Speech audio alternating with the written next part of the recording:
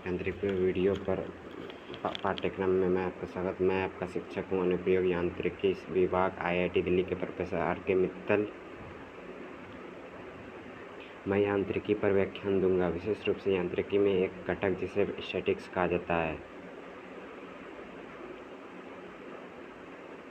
यांत्रिकी आपके लिए कोई नई बात नहीं है। आप में से अधिकांश ने अपने हाई स्कूल या अन्य जगहों पर अपने भौतिकी पाठ्यक्रम में यांत्रिकी विस्तार या आंशिक पाठ्यक्रम सीखा है, लेकिन यांत्रिकी भौतिकी के एक भाग से कहीं अधिक है। यह अपने आप एक पूर्ण विषय है। सिविल इंजीनियरिंग, मैकेनिकल इंजीनियरिंग और वैमानिक इंजीनियरिंग जैसे कई इंजीनियरिंग विषयों में शामिल में है, और यह नौसेना, वास्तुकला, कपड़ा इंजीनियरिंग,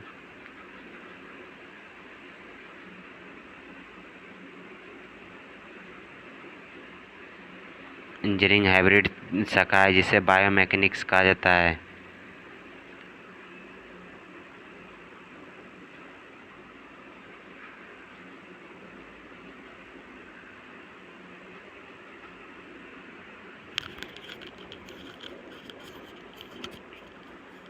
पहले व्याख्यान में मैं कुछ प्रारंभिक अवधारणाओं पर चर्चा करूंगा,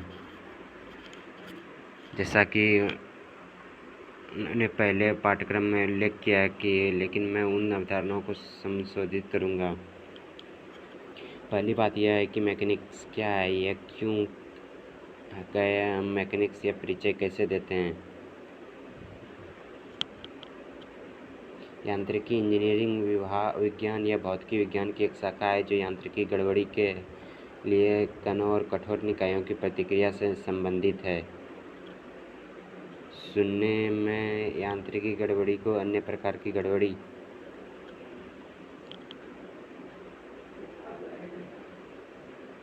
जैसे रासायनिक, थर्मल या विद्युत गड़बड़ी से अलग करना चाहता हूँ।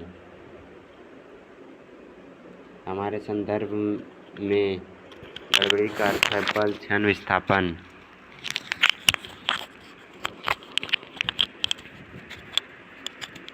तो यांत्रिकी के इस विषय में हम चर्चा करेंगे कि कैसे बल या क्षण विभिन्न प्रकार के पिंडों की प्रतिक्रिया को प्रभावित कर सकते हैं। वैसे इस महत्वपूर्ण विषय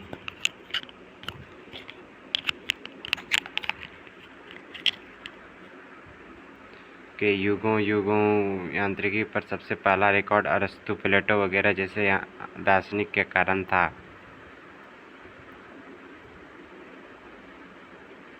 जिन्होंने दर्शन या अत्यधिक दृष्टिकोण से कुछ अवधारणाओं पर चर्चा की। लेकिन यांत्रिकी जैसा कि हम आज जानते हैं, इसे नींव शुरू आर्किमिडीज ने रखी थी। इस विषय का नींव शुरू में आर्किमिडीज ने रखी थी। आप सभी उनके प्लावकता के नियम और लीवर और अन्य मशीनों पर उनके काम से परिचित हैं। 2 ईसा के लगभग 250 साल पहले थे, और उसके बाद विकास बहुत धीमा था। लगभग मध्य युग तक, यानी 15वीं या 16वीं शताब्दी, जब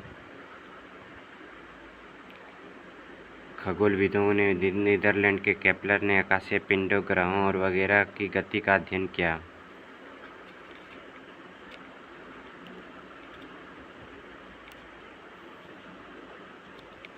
इसके बाद गैलीलियो का काम हुआ। उन्होंने गिरते हुए पिंडों की गति पर जांच की,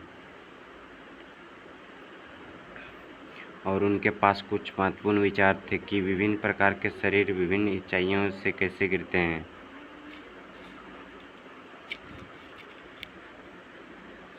और उनके द्वारा लिया गया समय क्या है, यह अलग क्यों दिखता है। मान लीजिए कि एक पंख जैसा शरीर के ईंट जैसा ठोस शरीर, लेकिन यांत्रिकी की वास्तविक प्रगति का श्रेय अंग्रेजी गणितज्ञ भौतिकी विज्ञान के न्यूटन का दिया जाता है, जिन्होंने गति के नियम तैयार किए, और फिर यूलर, लैग्रेंज और अन्य गणितज्ञों द्वारा महत्वपूर्ण योगदान दिया। यांत्रिकी के इतिहास के विकास के दौरान आप देखेंगे गणितज्ञों ने यांत्रिकी के विकास में बहुत योगदान दिया और यांत्रिकी पर गणितज्ञों और विशेषज्ञों के बीच बहुत सारी बातचीत हुई।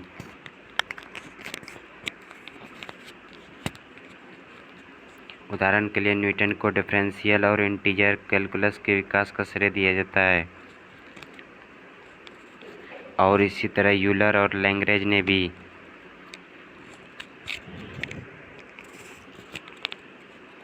समीकरणों के सिद्धांत, डिफरेंशियल इक्वेशन के साथ बीजीय समीकरण वगैरह में महत्वपूर्ण योगदान दिया। तो यांत्रिक का विकास विभिन्न विद्वानों और गणितज्ञों का काम है।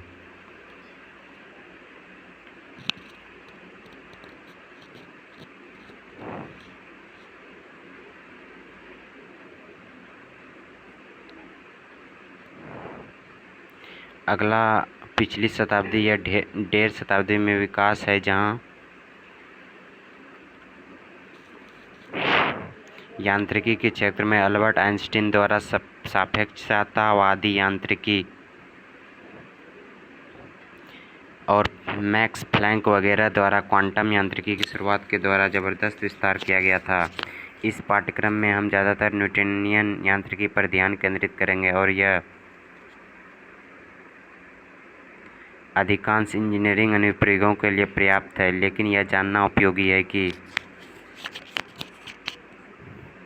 अनुप्रयोग के क्षेत्र या सापेक्षतावादी यांत्रिकी और क्वांटम यांत्रिकी के अनुप्रयोगों के क्षेत्र क्या है। जब गतिमान पिंडों की गति बहुत अधिक होती है, जो प्रकाश की गति के बराबर होती है,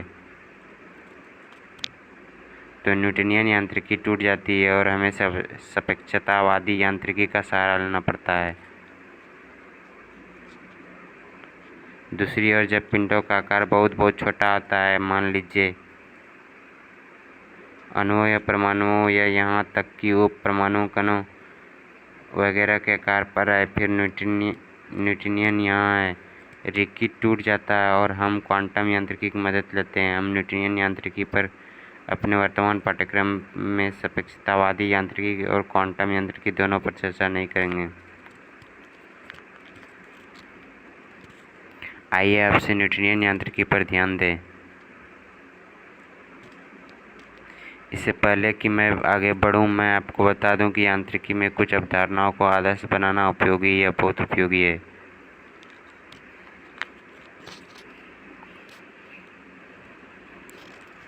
और मैं इस बात पर चर्चा करूंगा कि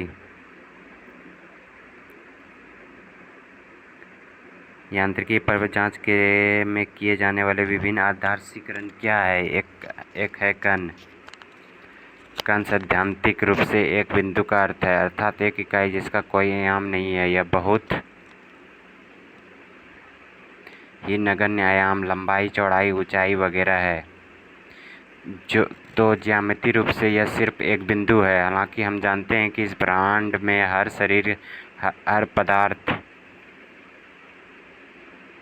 का कुछ आकार होता है, लेकिन गणितीय दृष्टिकोण से हमें आकार की अपेक्षा करते हैं और हम इसमें सभी आंदोलन को एक बिंदु पर केंद्रित करते हैं।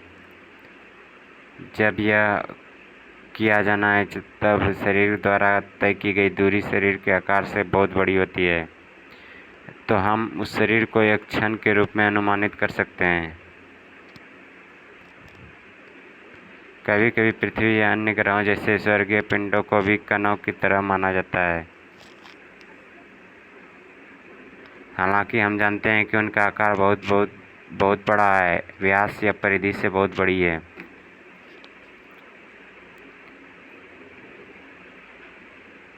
धरती व्यास बहुत बड़ी है धरती। इसी तरह जब यह आकार तय की गई दूरी के बराबर होगा तो हम उन्हें परिमित निकायों के रूप में लेंगे और फिर परिमित निकायों के दायरे में हम उन्हें गैर विकृत या कठोर निकायों के रूप में अलग अलग करेंगे और दूसरी श्रेणी विकृत निकायों को ठोस तरल पदार्थ पसंद करते हैं, डिस्को, लोचदार सामग्री वगैरह। अब सबसे पहले मैं जल्दी से विकृत शरीर जैसे ठोस और तरल पदार्थ के बारे में बात करूंगा।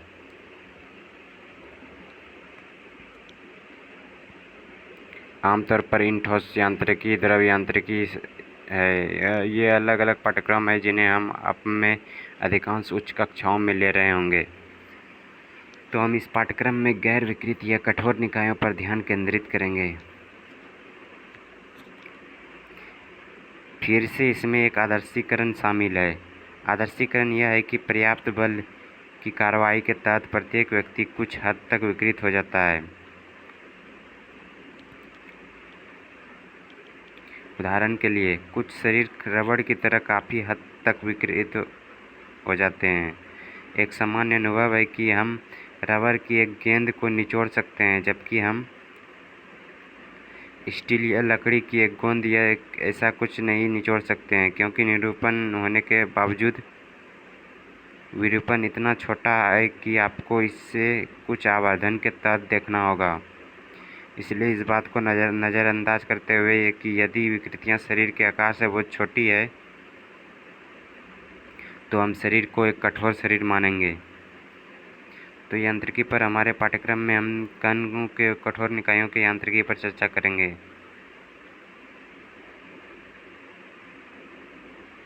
अर्थात हम इस पाठ्यक्रम में विकृत निकायों को पूरी तरह से अनदेखा या बाहर कर देंगे।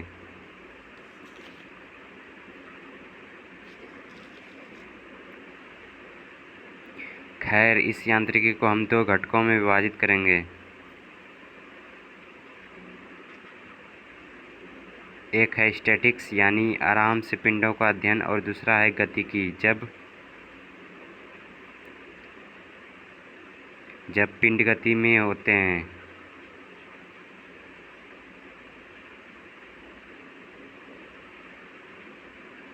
अब यांत्रिकी के इस परिचय के बाद मैं एक और महत्वपूर्ण पहलू को संशोधित या फिर से देखूंगा, जो मुझे यकीन है कि आपने पहले भी सीखा है, यानी आयाम। आयाम प्रत्येक भौतिक मात्रा को उसकी भूमिका और प्रकृति के आधार पर सौंपे हैं। वैसे कुछ गुण आकार से संबंधित है, कुछ दो घटनाओं वगैरह के बीच के अंतर से संबंधित है। तो हम उनका अध्ययन आयामों के रूप में करेंगे, और मूल रूप से हम विभिन्न आयामों को दो प्रकार में वर्गीकृत कर सकते हैं। एक बुनियादी या प्राथमिक आयाम है। उदाहरण के लिए, बुनियादी आयामों में हमारे पास लंबाई है, जिसे मैं L के रूप में संक्षिप्त करूँगा, ठीक है।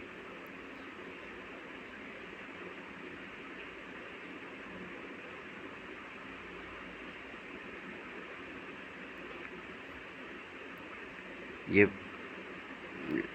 लंबाई उस बात के लिए अच्छी तरह से चौड़ाई, मोटाई उन्हें एक प्रकार की ही माना जाएगा। वे हमें शरीर के आकार का संकेत देते हैं। तो पहला बुनियादी आयाम शरीर के आकार का प्रतिनिधि है। नंबर 2 समय है, जिसे मैं टी के रूप में संक्षिप्त करूँगा। वैसे समय को परिभाषित करना बहुत मुश्किल है,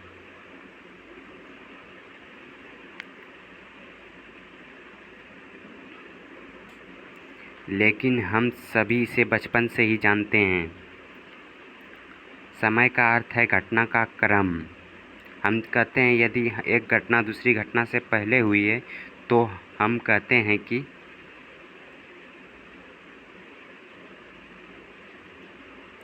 पहला घटना की घटना दूसरी घटना की तुलना में कम है। तो अब आप कह सकते हैं कि समय घटना का क्रम है।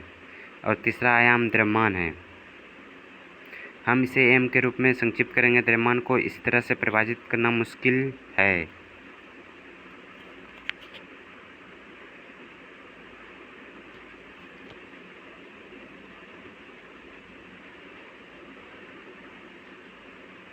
वैसे हम कह सकते हैं कि द्रव्यमान शरीर में पदार्थ की मात्रा है, यह आयतन के साथ साथ वजन से भी अलग है। हालांकि कुछ हद तक हम कह सकते हैं कि यह किसी पिंड की प्रतिक्रिया पर निर्भर करता है, जब उस पर कुछ बल लगाए जाते हैं।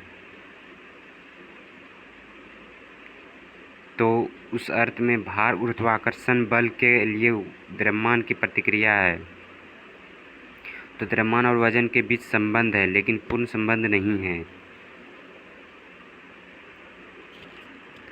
दूसरे प्रकार के आयाम व्युत्पन्न होते हैं, द्वितीय आयाम होते हैं, जिन्हें मूल आयामों के संदर्भ में व्यक्त किया जाता है।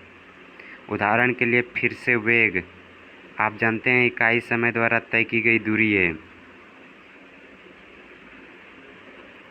तो जो मैं इसे v के रूप में लिखूंगा, वेग v दूरी के बराबर है, जिसका आयाम l और समय आयाम t है। इसलिए वेग को दो बुनियादी आयामों के रूप में व्यक्त किया गया है।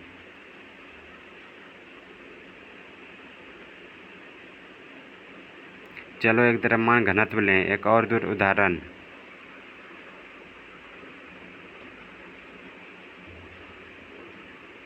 द्रव्यमान घनत्व द्रव्यमान प्रति इकाई आयतन है।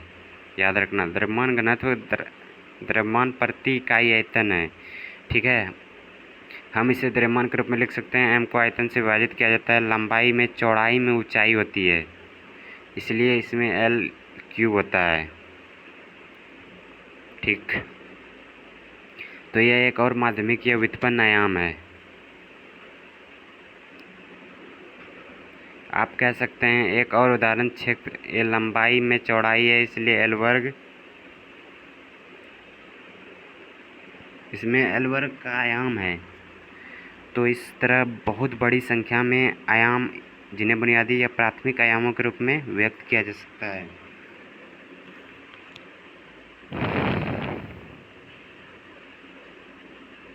वैसे कुछ भौतिक राशियां ऐसी होती है जिनका कोई आयाम नहीं होता है, वे आयामहीन है। उदाहरण के लिए कोण मान लीजिए थीटा। अच्छी तरह से आप जानते हैं कि कोण थीटा चाप की लंबाई s